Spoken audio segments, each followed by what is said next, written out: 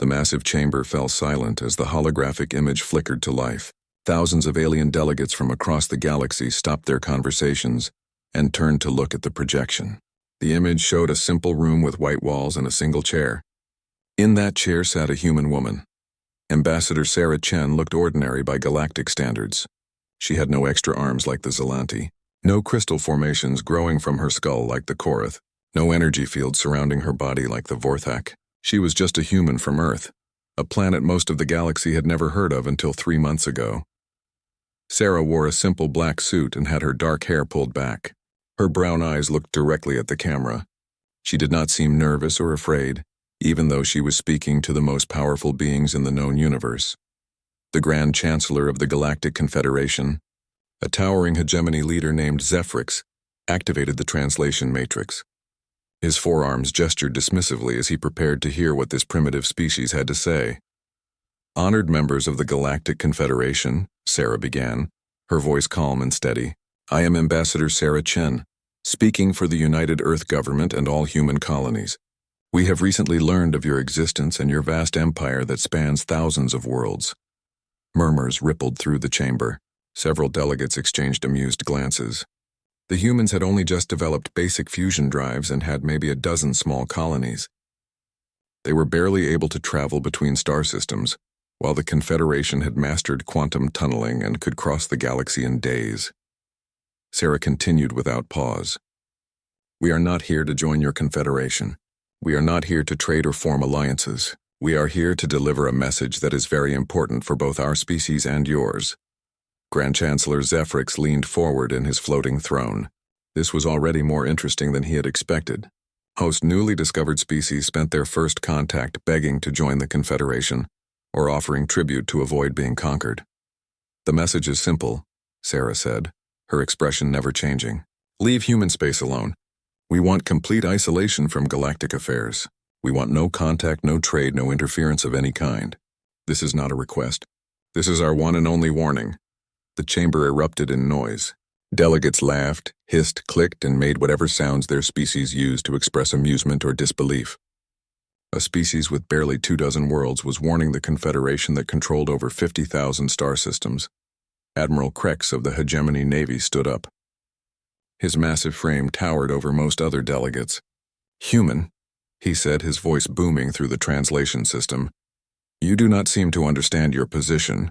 You have no military power. Your technology is thousands of years behind ours. You cannot make demands." Sarah turned her gaze directly toward where Admiral Krex would be seeing her transmission. "Admiral, I am not making demands. I am giving you information that will help you make better choices. You can choose to respect our borders and leave us alone, or you can choose to ignore this warning. But you should know that every choice has consequences." The Korath delegate, her crystal formations glowing bright blue with amusement, spoke next. "Little human, what consequences could you possibly threaten us with? Your entire species could not defeat a single one of our patrol fleets." "I am not threatening anyone," Sarah replied. "I am simply telling you what will happen. If you leave us alone, you will never hear from us again. If you do not leave us alone, you will discover why humans prefer isolation." Grand Chancellor Zephrix had heard enough. This was becoming embarrassing. "Human ambassador," he said, his voice carrying the authority of someone who ruled trillions of beings. "Your species will be integrated into the Confederation whether you agree or not. This is how the galaxy works. We bring order and civilization to primitive worlds. Your warning is noted and rejected." For the first time during the transmission, Sarah smiled. It was not a happy smile. It was the kind of smile that should have made every being in that chamber feel cold fear, but they were too busy laughing to notice. "Then you have made your choice," Sarah said. "Remember this moment. Remember that we offered you peace. Remember that we gave you a warning. When the price comes due, remember that you chose to pay it." The transmission ended. The chamber buzzed with conversation as delegates discussed what they had just witnessed. Most found it entertaining. Some thought it was pitiful. A few wondered if the humans were completely insane. Grand Chancellor Zephrix turned to Admiral Krex. How long would it take to conquer their space? Admiral Krex consulted his tactical display. "The humans have colonies in maybe 15 star systems. With their primitive technology, we could subjugate all of them in less than a month. Their largest ships are barely the size of our escort vessels." "Do it," Zephrix commanded. "But do not be too harsh. They are young and foolish. Once they understand our power, they will accept integration peacefully." In the weeks that followed, the Confederation's intelligence services began studying humanity more closely. What they found seemed to support their initial assessment. Humans had only left their home planet 200 years ago. They used crude chemical rockets for centuries before developing fusion drives. Their weapons were kinetic projectiles and simple energy beams. Their ships had no shields, no quantum tunneling capability, and no advanced artificial intelligence. The humans had colonies on 17 worlds, all within 50 light-years of Earth. Their total population was maybe 8 billion spread across all their settlements. The Confederation had individual worlds with larger populations. Military analysts from a dozen species reviewed human technology and tactics. They all reached the same conclusion: humanity posed no threat to anyone. Their warning was either a desperate bluff or evidence of severe psychological problems common in young species. The Vorthak delegate submitted a report suggesting that humans might be naturally aggressive due to evolving on a high-gravity world with large predators. The report recommended standard pacification protocols, destroy their military capability, remove their leaders, and relocate their population to integrate them gradually into Confederation society. 3 months after Sarah Chen's transmission, the Confederation approved the integration of human space. Admiral Krex was given command of the operation. He assembled a fleet of 300 ships, more than enough to handle any resistance the humans might offer. The operation was scheduled to begin with contact missions to human colonies. Standard procedure was to demand surrender, demonstrate overwhelming force, and then begin integration. Most species surrendered immediately once they saw Confederation technology in action. Admiral Krex studied the tactical reports one final time before giving the order to begin. The humans had clearly spent the last 3 months frantically preparing defenses, but their efforts were pathetic. They had built more ships, but they were still using the same primitive technology. They had fortified their colonies, but kinetic barriers could not stop quantum displacement weapons. "Begin the operation," he commanded. "First contact with the human colony at Proxima Centauri. Standard integration protocol." As his fleet moved toward human space, Admiral Krex felt almost sorry for the humans. They had tried to warn the Confederation away, but they simply did not understand how the galaxy worked. Soon they would learn their place in the cosmic order. None of the Confederation leaders stopped to wonder why a species that claimed to want isolation had spent the last 3 months building warships instead of trying to negotiate. None of them asked why humans had chosen to give a warning instead of simply hiding and hoping to be overlooked. They were about to find out that humans do not bluff. They were about to learn what the warning really meant. They were about to discover that some species prefer to be left alone for very good reasons. The price for ignoring humanity's warning was about to come due. Admiral Krex watched his tactical display with growing confusion. The human colony at Proxima Centauri should have surrendered by now. His fleet had arrived 3 hours ago and demonstrated their overwhelming technological superiority. The humans had seen Confederation ships phase through solid matter using quantum tunneling. They had witnessed energy weapons that could slice through their primitive metal hulls like paper. But the humans were not surrendering. Instead, they were attacking. "Admiral," reported Captain Vorth from the bridge of the lead destroyer, "the human ships are using some kind of suicide tactic." "They are ramming our vessels at full speed," Krex frowned. Ramming was not a recognized military tactic. It was wasteful and inefficient.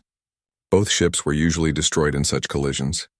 "Are their navigation systems malfunctioning?" "No, sir, this appears to be intentional. They are targeting our command ship specifically and ignoring our escorts." On the display, Krex watched as a human vessel, barely 1/10 the size of a Confederation destroyer, accelerated directly toward the flagship. The Confederation ship tried to use quantum tunneling to avoid collision, but the human ship somehow predicted the exact emergence point and adjusted course to intercept. The collision destroyed both vessels instantly. Krex stared at the debris field in shock. The humans had deliberately sacrificed their ship and crew to destroy one of his. "This is madness," muttered Commander Zelix, his tactical officer. "No rational species fights this way." More reports came in from around the system. Human defenders were using tactics that defied all military logic.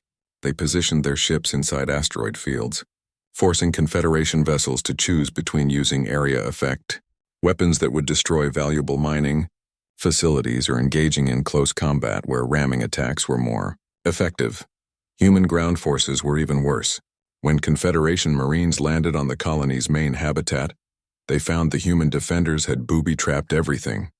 Doors exploded when opened. Corridors collapsed without warning. Even medical facilities had been turned into death traps. But the most disturbing thing was the humans themselves. Confederation forces were trained for quick, clean conquests. They expected newly contacted species to surrender once they realized resistance was futile. The humans seemed to have a different understanding of futility. "Sir," reported Marine Commander Thex via quantum communication, "the human colonists are unusual. We cornered a group of civilians in a residential area. When we demanded surrender, they activated some kind of device. The entire building exploded. They killed themselves rather than be captured." Admiral Krex felt his four stomachs churning. The Confederation had conquered thousands of species over the millennia. Some fought bravely, some tried to hide, some begged for mercy, but none had ever chosen mass suicide over integration. "Perhaps they misunderstood our intentions," suggested Commander Zelix. "Many primitive species fear that conquest means slavery or death. We should broadcast more clear information about the benefits of Confederation membership." Krex ordered his communications officer to transmit a detailed explanation of Confederation integration procedures. The message explained that humans would be relocated to better worlds, given access to advanced technology, and allowed to maintain their cultural practices under Confederation oversight. The human response came 30 minutes later. It was a simple text transmission from the colony's administrative center. "We understand perfectly." The answer is still no. 2 hours later, the entire colony's main habitat exploded, not from Confederation weapons, but from charges the humans had placed themselves. The explosion was visible from orbit, a brief new star that took the lives of nearly 50,000 human colonists. In the debris, Confederation salvage teams found a message written in the human language and several others, apparently prepared in advance. It read, "Better dead than slave. This is what happens when you ignore our warning." Admiral Krex pulled his forces back to the edge of the system to reassess the situation.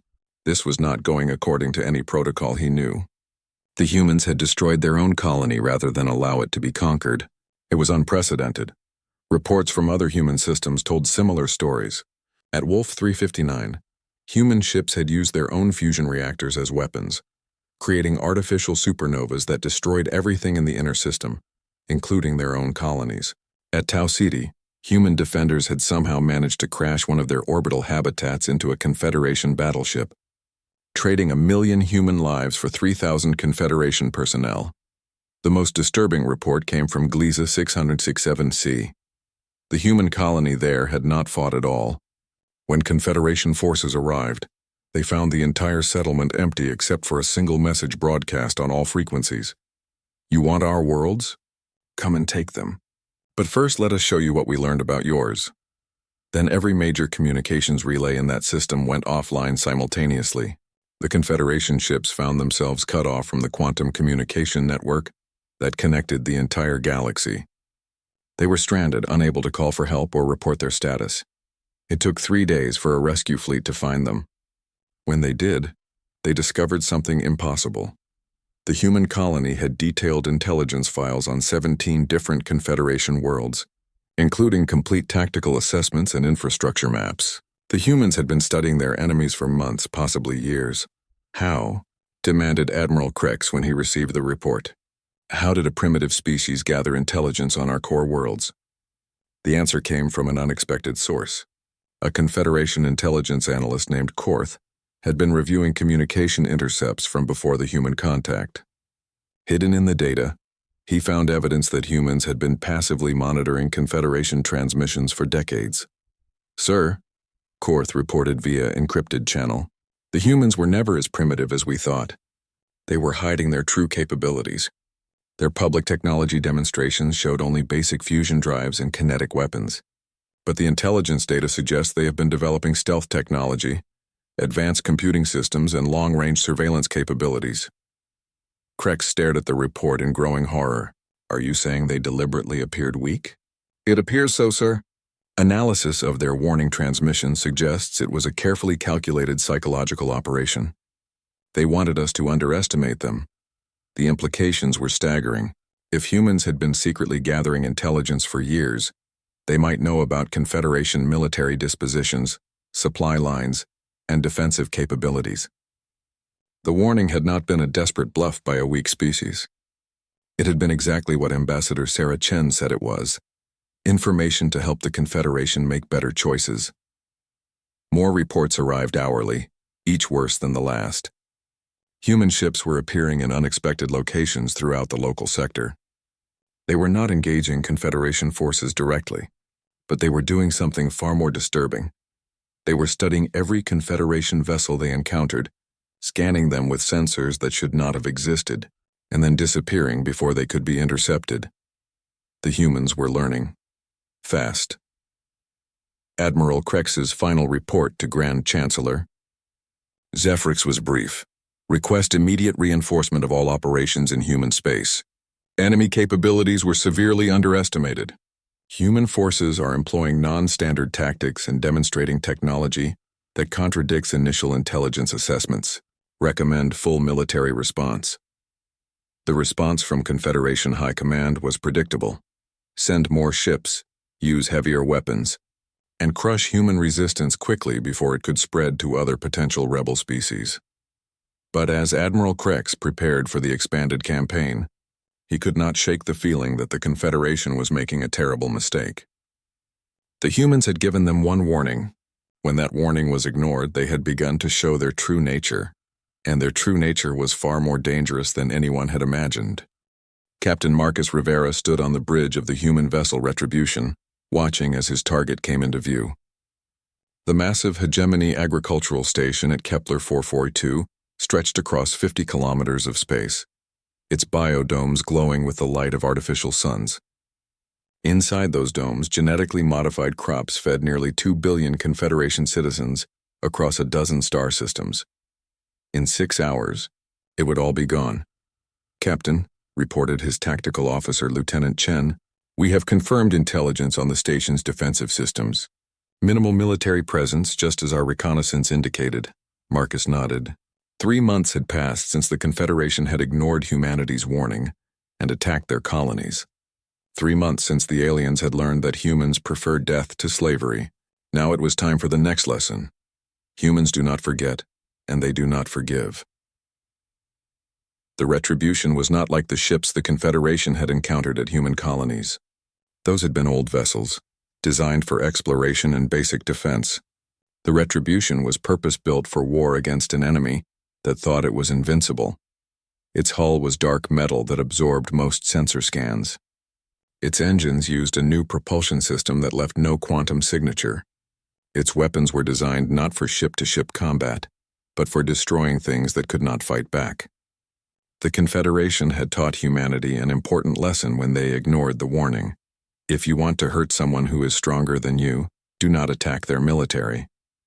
Attack everything else. Begin the operation, Marcus ordered. The agricultural station's few defenders never saw them coming. The human ships materialized from quantum stealth, launched their payloads, and vanished again before the automated defense systems could lock on. But they had not fired weapons at the station itself. Instead, they had deployed thousands of small devices throughout the facility. The devices were simple in concept, but devastating in application. Each one contained an engineered virus that attacked the specific genetic markers in hegemony food crops. Within hours, every plant in the facility would be dead. Within days, the virus would spread to every agricultural world that received seeds or samples from this station. The Confederation would not starve immediately. They had massive food reserves and could synthesize emergency rations. But their entire agricultural system was about to collapse, and it would take years to develop new crop strains that could resist the human virus. Marcus opened a communication channel to the station's control center. When the alien administrator appeared on his screen, a tall, blue-skinned hegemony with the traditional facial markings of the agricultural caste, he looked confused rather than afraid. Unknown vessel, the administrator said in accented galactic standard. You are in violation of Confederation space law. Identify yourself and state your intentions. Administrator Kelrath, Marcus replied, using the alien's name from their intelligence files. I am Captain Marcus Rivera of the Earth Defense Force. I am here to deliver a message from humanity. Kelrath's expression changed as he realized who he was speaking to. Human, you cannot be here. This system is under Confederation protection. Our defense fleet will... Your defense fleet is currently 17 light-years away, responding to false intelligence that we planted about human activity in the Vega system. Marcus interrupted. They will not return for 8 days. This conversation will be much shorter. The alien's face showed growing panic as he began to understand his situation. What do you want? This is an agricultural facility. We have no military value. That is exactly why we are here, Marcus explained calmly. You attacked our colonies. You killed our civilians. You thought there would be no consequences because we are weaker than you. You were wrong about the consequences. You were also wrong about us being weaker. On the display behind Kelrath, red warning lights began flashing as station sensors detected the spreading crop failure. The administrator turned to look, then spun back to face Marcus with horror in his eyes. What have you done? We have destroyed your food production capability for this entire sector, Marcus replied. The virus we deployed will spread to every world that shares genetic material with this facility. Your people will not starve immediately, but they will remember hunger. They will remember that it came from ignoring humanity's warning. Kelrath's voice rose to a desperate pitch. You cannot do this. Billions of innocent people depend on our crops. They have done nothing to harm humanity. Marcus felt no emotion as he responded. You are correct. Most of your people are innocent. Just like the human colonists your forces killed. Just like the children who died when your people decided our warning was not worth respecting. War is not fair, Administrator. You taught us that. This is not war, Kelrath shouted. This is terrorism. This is murder. No, Marcus said quietly. This is the price. Ambassador Chen told your leaders that every choice has consequences. They chose to ignore our warning. This is what that choice costs. The human ships vanished as suddenly as they had appeared, leaving the agricultural station to face the growing catastrophe. But they were not finished. Across the Confederation, similar attacks were happening simultaneously. Human strike teams invisible to conventional sensors were systematically destroying the infrastructure that kept galactic civilization functioning. At the Altair system, human agents detonated charges in the main computer core that controlled shipping traffic for an entire sector. Thousands of cargo ships found themselves stranded in hyperspace when the navigation beacons went offline. In the Rigel system, humans released a computer virus into the Confederation's financial networks. The virus did not steal money or destroy records. Instead, it randomly altered transaction amounts by small percentages, creating chaos in the economic system, as traders could no longer trust their own computers. On the industrial world of Procyon 4, human saboteurs introduced flaws into the manufacturing processes that produced Confederation military hardware. The flaws were subtle and would not be discovered for months, but when they manifested, weapons would fail and ship systems would malfunction at critical moments. The most devastating attack came at the Confederation's primary communication hub at Capella. Human operatives who had somehow infiltrated the facility months earlier activated a cascade failure in the quantum relay network. For 6 hours, the entire Confederation was cut off from long-range communication. Military commanders could not coordinate with their fleets. Governors could not report to their superiors. The galaxy's most advanced civilization was reduced to sending messages at light speed. Grand Chancellor Zephrix received the reports in his private chamber, each one worse than the last. His forearm shook with rage as he read the damage assessments. The humans had attacked 17 different targets simultaneously, and every attack had succeeded perfectly. How? He demanded of Admiral Krex, who had returned to the capital to coordinate the response. How did they know about our infrastructure? How did they bypass our security? How did they move forces across the galaxy without being detected? Admiral Krex's report was grim. They have been preparing for this war much longer than we realized. Intelligence suggests they have been infiltrating our space for years, possibly decades. They know our systems better than we do. That is impossible. They are a primitive species. They were still using chemical rockets when we first detected them. Sir, Admiral Krex said carefully, I believe that was deliberate deception. Analysis of their recent capabilities suggests they have been hiding their true technological level. They wanted us to underestimate them. The implications hit Zephyrix like a physical blow. You are saying they planned this? They deliberately appeared weak so we would attack them? It appears so, sir. They gave us a warning, knowing we would ignore it. Then they waited for us to attack first, giving them justification for what they are doing now. Zephyrix stared at the damage reports with growing dread. The humans had not just attacked Confederation infrastructure, they had attacked it with surgical precision, choosing targets that would cause maximum disruption with minimum loss of life. They were demonstrating that they could strike anywhere, anytime, and there was nothing the Confederation could do to stop them. What are their demands? Zephyrix asked. What do they want us to do to stop this? Admiral Krex hesitated before answering. They have made no demands, sir. When our diplomats have attempted contact, they receive the same message every time. You were warned. The price for ignoring that warning is everything you have. Zephyrix felt fear creeping into his thoughts for the first time in centuries. The humans were not trying to negotiate.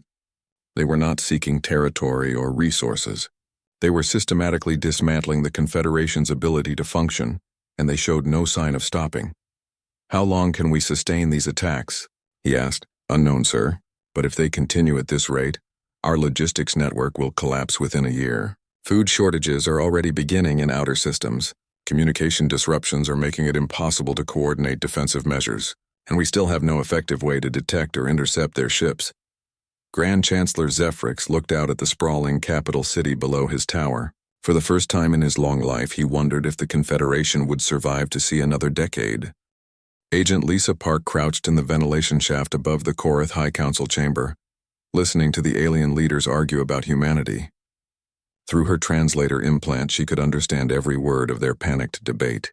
What they did not know was that she had been living on their homeworld for 2 years, learning their language, studying their culture, and preparing for this moment. The Korath were one of the Confederation's most important species. Their crystal-based technology powered most of the galaxy's energy systems, and their homeworld was considered impossible to attack because of its massive defensive shields. The aliens thought they were safe behind their barriers, discussing how to respond to the human threat. They were about to learn that humans had been preparing for this war much longer than anyone realized. Lisa activated her neural implant and began recording the conversation. The Korath Council was debating whether to negotiate with humanity or join the military campaign against them. Council leader Zenth, his crystal formations glowing angry red, was arguing for war. The humans are terrorists, Zenth declared, his voice echoing through the crystal chamber. They attack civilians and destroy infrastructure. We cannot negotiate with such creatures. We must support the hegemony's military response. Counselor Yef, her crystals pulsing blue with worry, disagreed. But what if they are right? What if we should have listened to their warning? Our shipping networks are in chaos. Our agricultural systems are failing. Maybe we should consider their demands. They have made no demands, Zenth roared. They simply attack and destroy. There is no reasoning with them, Lisa smiled in the darkness. The Korath were about to discover that humans were very reasonable. They just required payment for services rendered. The Confederation had ordered war against humanity. Humanity was simply fulfilling that order with professional efficiency. She activated the device in her pack. The small transmitter sent a coded signal to human ships waiting in the outer system. The signal contained detailed information about Korath defensive systems, government structure, and most importantly, the locations of their secret weapons factories. But Lisa was not just gathering intelligence. She was also implementing the next phase of humanity's strategy, turning the Confederation's member species against each other. From her hidden position, she released a cloud of microscopic drones into the chamber's atmosphere. The drones were invisible to Korath sensors and carried a very special payload, documents that appeared to be from Hegemony intelligence services, outlining a plan to sacrifice Korath worlds to stop human attacks. The drones settled onto the council chamber surfaces, where they would be discovered by cleaning staff in a few hours. When the documents were found, the Korath would believe the Hegemony was planning to betray them. It was completely false, of course. But the Korath would not know that. They would see evidence that their allies were willing to let Korath worlds burn to protect Hegemony interests. The seeds of distrust would grow quickly in a species already frightened by human attacks. Lisa had used similar tactics on 6 other Confederation worlds. On the Vorthak homeworld, she had planted evidence suggesting the hegemony was planning to steal Vorthak energy manipulation technology. On the Zelanti colonies, forged documents indicated the hegemony was secretly negotiating with humans to trade Zelanti territory for peace. None of it was true.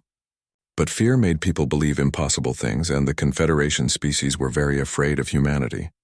The psychological warfare was working perfectly.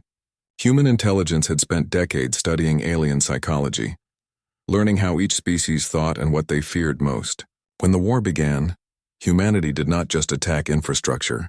They attacked the bonds of trust that held the Confederation together.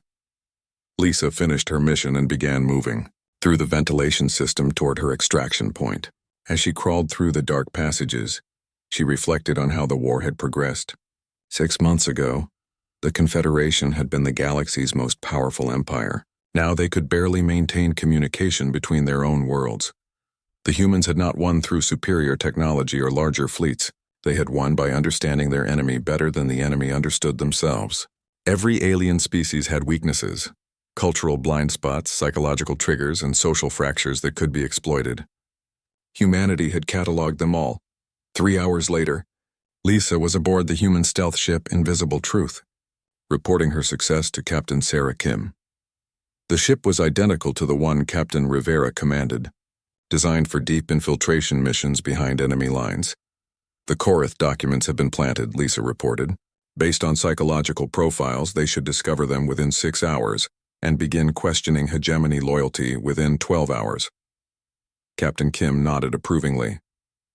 Good work. Intelligence reports that similar operations on Vorthak and Zelanti worlds have exceeded expectations.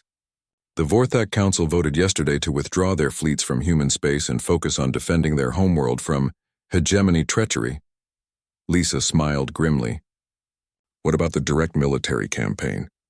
Captain Rivera's infrastructure attacks continue to succeed. Confederation food production is down 60%. Communication networks are operating at 30% capacity. Industrial output has dropped to levels not seen in centuries. And their response? Captain Kim's expression darkened. They are trying to negotiate. Grand Chancellor Zephrix has sent 17 different diplomatic messages in the past week. He is offering territory, resources, technology transfers, even formal recognition of human independence. What has been our response? The same message we have sent every time. You were warned. The price for ignoring that warning is everything you have. Lisa understood. Humanity was not interested in negotiation, because the Confederation had already demonstrated they could not be trusted. They had been given a simple choice: leave humans alone or face the consequences. They had chosen consequences. The war room of the Invisible Truth displayed a galaxy-wide tactical map showing the current situation. Red indicators marked Confederation worlds experiencing human attacks. Yellow indicators showed worlds where psychological operations were creating internal conflicts. Green indicators marked worlds that had officially withdrawn from the anti-human coalition. The map was mostly red and yellow. Agent Park, Captain Kim said, your next assignment is the hegemony capital itself. We need someone inside their primary decision-making structure. Lisa felt a chill of excitement and fear. The hegemony homeworld was the most heavily defended location in known space. It had never been successfully infiltrated by an enemy agent. What is the mission objective? She asked. Intelligence gathering and psychological warfare as usual, but this time we have a special goal. Captain Kim activated a secure file on her personal display. We want Grand Chancellor Zephrix to understand exactly what humanity is capable of. He still believes this is a conventional war that can be won through military force. And we want to show him it is not. We want to show him that humanity has been inside his government, his military, and his personal security for years. We want him to realize that if we had wanted him dead, he would already be dead. We want him to understand that we are not trying to conquer the Confederation. Lisa studied the mission parameters with growing understanding. We are trying to destroy it completely. Correct. The Confederation ignored our warning because they believed they were dealing with a primitive species that posed no real threat. They made that judgment based on incomplete information. Now we are going to give them complete information. Captain Kim brought up a new display showing human capabilities that had not yet been revealed to the enemy. Advanced weapons systems that made Confederation technology look primitive. Stealth capabilities that could hide entire fleets. Manufacturing systems that could produce warships faster than the enemy could destroy them. The Confederation has seen maybe 10% of what humanity can do, Captain Kim explained. They are fighting a war against an enemy they still do not understand. Your mission is to help them understand. Lisa reviewed the infiltration plan with professional detachment. Getting into the hegemony capital would require her to assume the identity of a dead alien official and maintain that cover for weeks while gathering intelligence. Discovery would mean torture and execution. When do I leave? She asked. Tomorrow. And Agent Park, this may be the mission that ends the war. The Confederation is already fracturing. A few more psychological operations might cause complete governmental collapse. Lisa nodded. Humanity had given the galaxy one warning. When that warning was ignored, they had begun systematically dismantling the civilization that had threatened them. The Confederation was learning that humans do not fight fair. They fight to win, and they were very good at winning. General Alexandra Volkov stepped through the rubble of what had once been the Grand Council chamber of the Galactic Confederation. 5 years had passed since Ambassador Sarah Chen delivered humanity's warning to this very room. Now the chamber's crystal walls were cracked and dark, its floating platforms crashed to the floor, its holographic displays flickering with static. The mighty Confederation was gone. In its place was chaos, fear, and the desperate survivors of a war they should never have started. Grand Chancellor Zephrix knelt among the debris, his forearms chained behind him, his once proud uniform torn and stained. Around him, the last loyal members of his government waited in similar positions. They had finally agreed to humanity's terms. Unconditional surrender. Alexandra looked down at the alien leader who had ordered the invasion of human space. Zephrix was old now, his skin pale from years of hiding in bunkers while his empire collapsed around him. When he looked up at her, she saw something she had never expected to see in the eyes of the galaxy's former master. Genuine fear. General Volkov, Zephrix said, his voice barely above a whisper. We surrender. We accept all human terms, please. No more. Alexandra activated her personal recorder. This conversation would be broadcast across what remained of galactic civilization, a final lesson for any species that might think about threatening humanity in the future. Grand Chancellor, she began, her voice calm and professional. Do you remember the warning my people gave you 5 years ago? Zephrix closed his eyes in pain. Yes, Ambassador Chen told us to leave human space alone.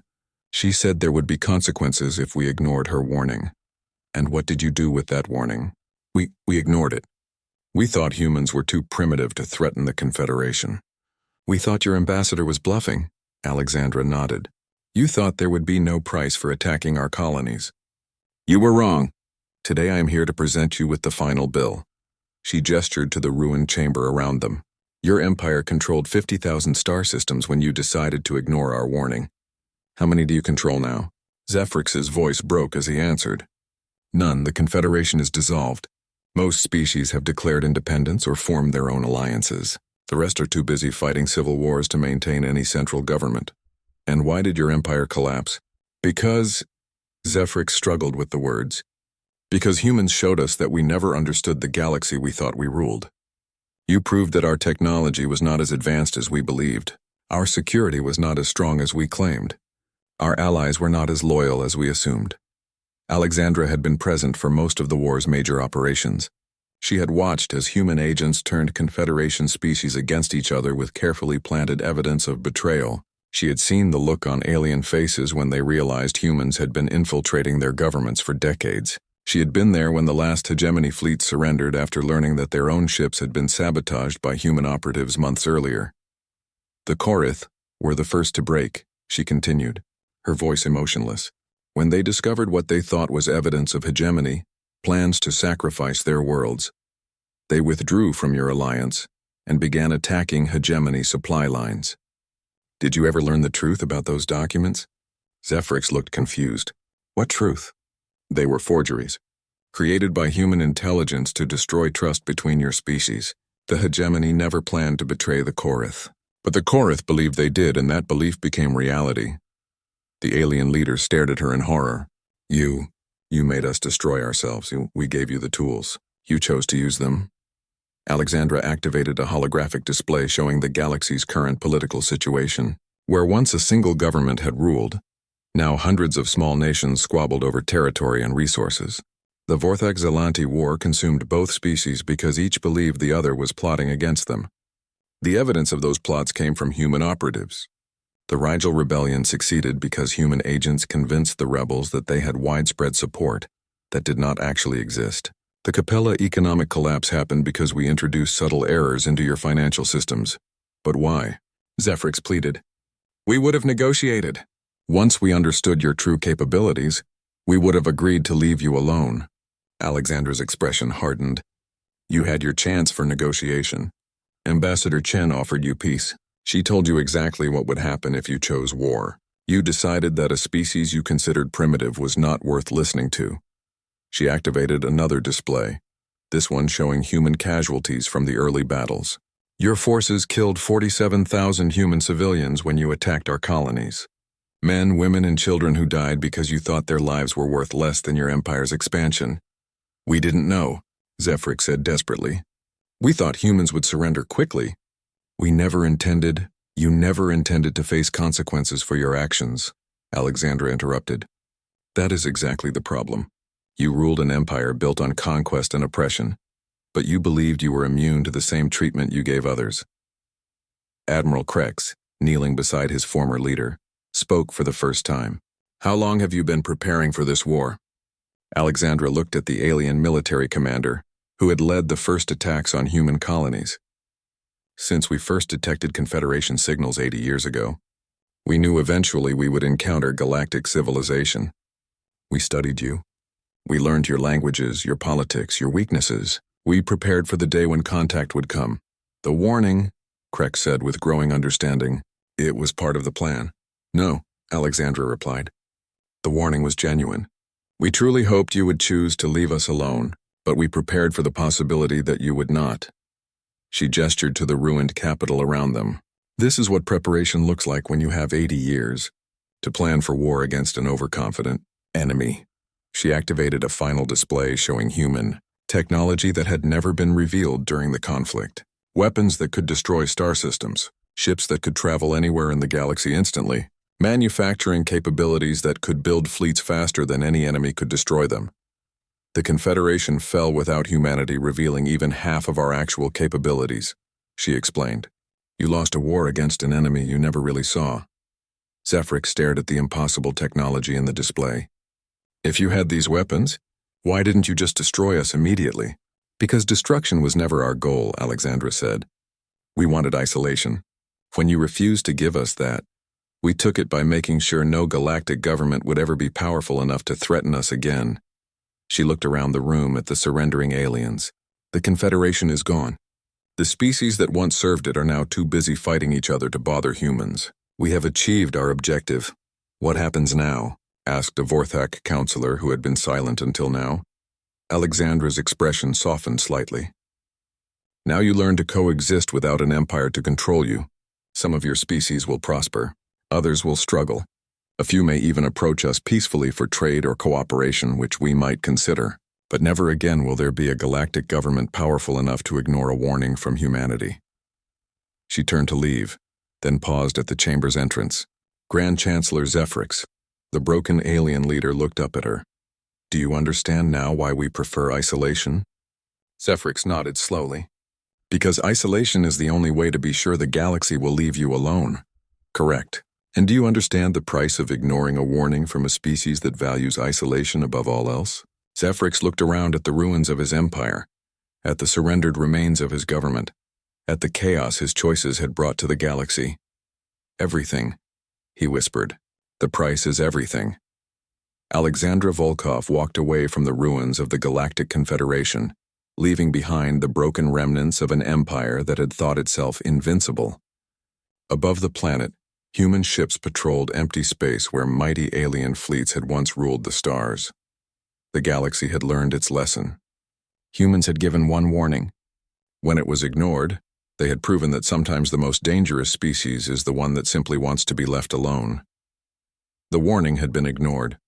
The price had been paid in full, and humanity had returned to the isolation they had always preferred, secure in the knowledge that no one would be foolish enough to disturb them again.